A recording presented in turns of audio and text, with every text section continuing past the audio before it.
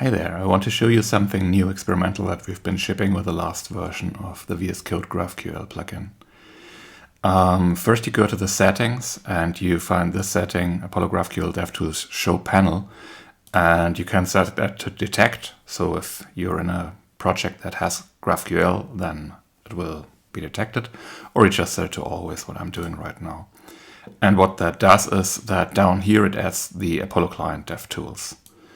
So let's open them, and it will tell us that it doesn't find a connection of anything incoming.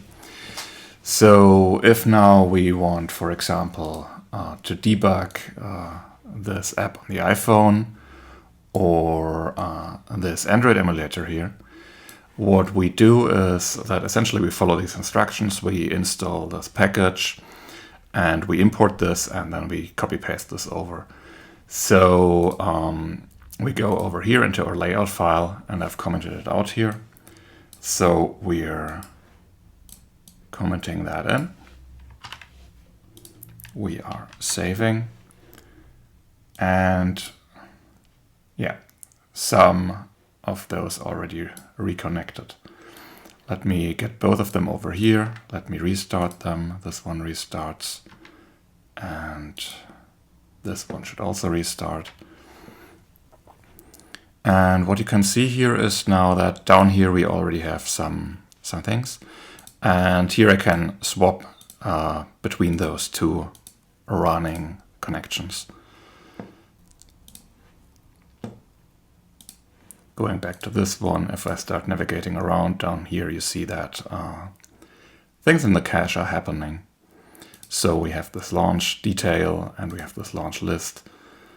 And yeah, so that, as you see, works with Android and iOS, which is new. But it's not only that, you can also use this on the console. So here we have just a little mocked script. So I'm going to uncomment this here. Gonna save it, and then I'm gonna start the script. And you see this also turns up here. And we get a little bit of a warning because it tries to make an inspection query, and I haven't mocked that. But apart from that, you see the script running here.